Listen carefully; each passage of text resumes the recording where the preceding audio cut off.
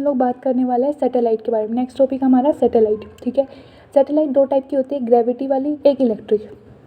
Gravity वाले में जो होता है Fg=Fcp के बराबर होता है, और इलेक्ट्रिक वाले में Fe=Fc के बराबर, Fcp के बराबर होता है, ठीक है।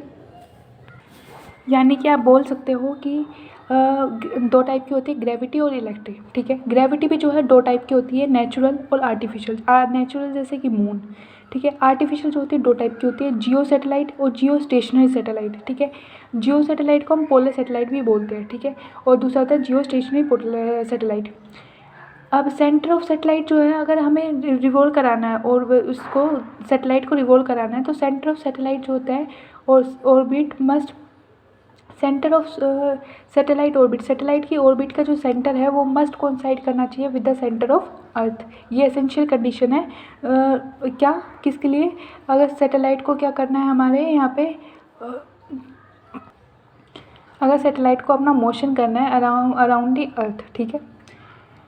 नेक्स्ट है जियो स्टेशनरी सैटेलाइट के बारे में हम डिस्कस करने वाले हैं। ऑलवेज, ये जो होता है ऑलवेज रिवॉल्व करती है in equatorial plane. Geostationary satellite जो होती है ऑलवेज रिवॉल्व करती है, जियो स्टेशनरी सैटेलाइट जो होते हैं ऑलवेज रिवॉल्व करते हैं इन इक्वेटोरियल प्लेन में रिवॉल्व करती है। डायरेक्शन जो होती है सेम होती है as the revolution of the earth. जो डायरेक्शन रिवोल्यूशन ऑफ अर्थ की होती है वही जो है इसकी डायरेक्शन होती है। Angular speed and time period जो होता है ऑफ जियो स्टेशनरी सैटेलाइट जो होता है वो सेम होता है एज अर्थ, ठीक है। Time period of Jio stationery satellite जो होता है वो 24 आवर्स होता है। यूज होता है इन कम्युनिकेशन सैटेलाइट, ठीक है। हाइट जो होता है इस 36,000 kilometre from the earth surface, ठीक है। नेक्स्ट अगर पॉइंट की बात करें तो एक जियो स्टेशनरी सैटेलाइट जो होती है वो कवर करती है 1/3 of the surface area of the earth. Earth की सरफेस 1/3 सरफेस एरिया को कवर करती है, इसलिए जो है मिनिमम 3 जियो स्टेशनरी सैटेलाइट चाहिए हमें, अगर हमें कवर करवाना होल अर्थ को, ठीक है। और ये रोटेट करता है फ्रॉम वेस्ट टू ईस्ट, ठीक है। नेक्स्ट हम बात करते हैं वी ऑर्बिटल, ऑर्बिटल वेलोसिटी की। वी ओ यानी ऑर्बिटल वेलोसिटी इक्वल टू होती है वी ओ यानी ऑर्बिटल वेलोसिटी होती है √G_m_e/r+h। अगर जो है h वो जो है नेग्लिजिबल है तो वेलोसिटी वी ऑर्बिटल आ जाएगी हमारी √G_m_e/r। इसको अगर हम और दूसरी टर्म में लिखें तो वो हो जाएगा √g यानी कि acceleration due to gravity into में r। इसको सोल्व करते हैं तो हमारी वैल्यू आती है 8 किलोमीटर पर सेकेंड, ठीक है। यहाँ से हम कंक्लूड कर सकते हैं कि अगर कोई ऑर्बिटल में घूम रहा है प्लेनेट और उसको अर्थ से एस्केप करना है तो कितनी वेलोसिटी चाहिए, तो हम क्या कर देंगे, अगर अर्थ से कोई एस्केप करेगा तो 11.2, और उसकी जो है वेलोसिटी उस टाइम कितनी होती है ऑर्बिटल में, 8 होती है। तो यानी 11.2 माइनस 8 कितना हो जाएगा, 3.2 किलोमीटर पर सेकेंड जो है उसको वेलोसिटी देनी पड़ेगी, ठीक है। अगर वी एस्केप निकाले तो जो है वो हो जाएगा √2 टाइम्स VO। कहने का मतलब ये है कि escape velocity from the earth से जो हमें एस्केप वेलोसिटी चाहिए होती है यानी 11.2 जो चाहिए होती है वो इक्वल टू होती है √2 इंटू में वी ऑर्बिटल। यानी कि वी ऑर्बिटल के टर्म्स में अगर एस्केप वेलोसिटी पूछी जाए तो वो होती है √2 VO। VE यानी एस्केप करना है फ्रॉम द अर्थ सरफेस, तो कितनी होगी √2 VO यानी कि 11.2 किलोमीटर पर सेकेंड। नेक्स्ट हम निकालते हैं time period of satellite. Time period of satellite जो होता है वो T इक्वल टू आएगा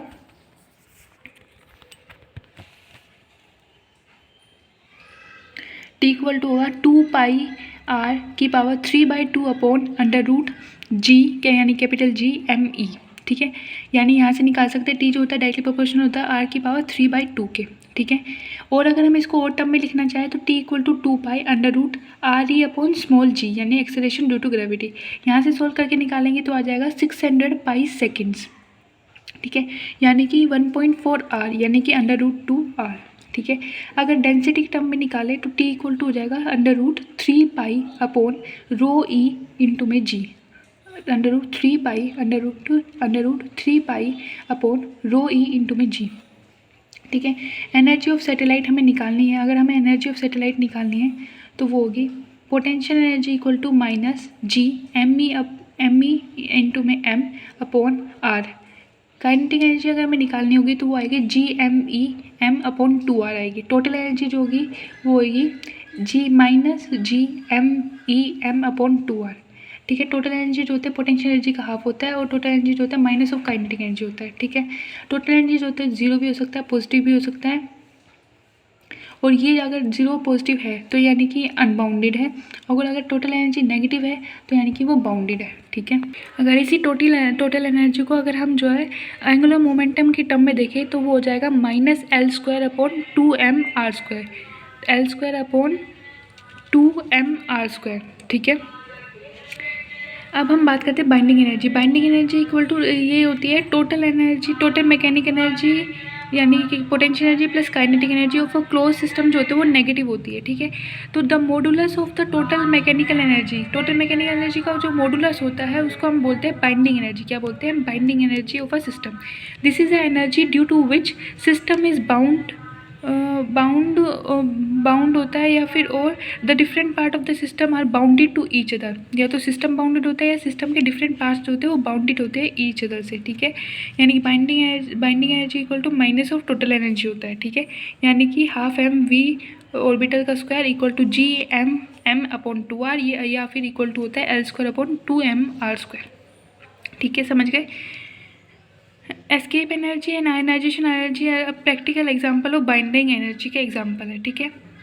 अब हम बात करते हैं work done in changing the orbit of a satellite. अगर वर्क डन निकालना है in changing orbit of satellite तो कितना होगा? वो होगा Gmm/2 इक्वल इंटू में 1/r1 - 1/r2। ठीक है। वर्क डन इक्वल टू होता है E2 - E1, energy of 2 minus energy of 1। ठीक है। तो इक्वल टू हो जाएगा Gmm/2 इंटू में 1/r1 - 1/r2। ठीक है। ठीक है। हमें एक इक्विलेटरल ट्राइंगल दे रखा है, उसकी साइड जो है L है, तो ये वाला डिस्टेंस, ये वाला कॉर्नर से ये वाला डिस्टेंस कितना आएगा? L/√3। कितना आएगा?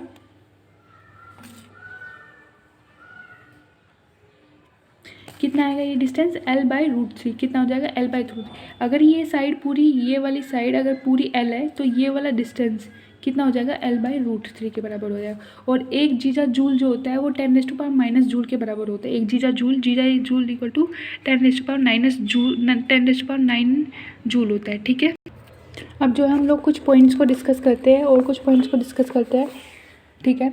The time period of the longest pendulum on the surface of earth. Surface of earth पे लॉन्गेस्ट पेंडुलम का टाइम पीरियड अगर हम निकालें तो वो आएगा 84.6 मिनट। कितना आएगा? 84.6 मिनट आएगा। ठीक है।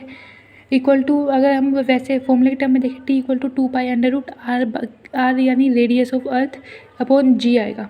2π√r/G। ठीक है। और हम जो है time period of a satellite जो कि ऑर्बिट करती है close to the earth surface, उसका भी जो है 84.6 मिनट ही टाइम पीरियड होता है। ठीक है। If a body is release from a revolving satellite, अगर रिवॉल्विंग सैटेलाइट से हम एक बॉडी को रिलीज़ करते हैं तो वो भी जो है कंटिन्यू करेगी to move in the same orbit with the same orbital velocity.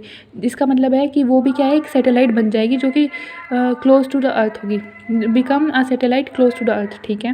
When the total energy of a satellite अगर ज़ीरो हो जाएगी तो वो एस्केप कर जाएगी from the orbit and its path will become parabolic. ठीक है। अब हम बात करते हैं फर्स्ट सैटेलाइट जो अर्थ पे बनी थी वो थी स्पुतनिक 1 था। और फर्स्ट जियो सैटेलाइट जो कि इंडिया में बनी थी वो थी आर्यभट्टा फर्स्ट थी। ठीक है। First Jio stationery satellite of India की बात करें तो एप्पल 1 थी। ठीक है। हाँ जी। तो due to absence of atmosphere on the moon पे एटमॉस्फेयर ना होने की वजह से एटमॉस्फेरिक प्रेशर क्या हो जाएगा? ज़ीरो हो जाएगा। इसलिए अगर बैरोमीटर लेके जाओगे तो उसकी रीडिंग क्या होगी? ज़ीरो होगी। ठीक है। इफ़ हाइड्रोजन बैलून को रिलीज़ कर दो from the surface of earth, अगर हाइड्रोजन बैलून को हम सरफेस ऑफ अर्थ से रिलीज़ कर दें तो वो मूव करेगा upward because of the upward buoyant force जो कि due to surrounding air exceeds its downward weight. ठीक है। हाँ, तो वो अपवर्ड जाएगा। ठीक है। अगर हम सेम बैलून को हम रिलीज़ कर दें on the surface of moon तो वो जो है फॉल करेगा G/6 acceleration under the influence of gravitational attraction. क्यों? क्योंकि अपथ्रस्ट क्या होगा? ज़ीरो होगा due to absence of atmosphere नहीं है तो अपवर्ड अपथ्रस्ट क्या होगा? ज़ीरो होगा। ठीक है।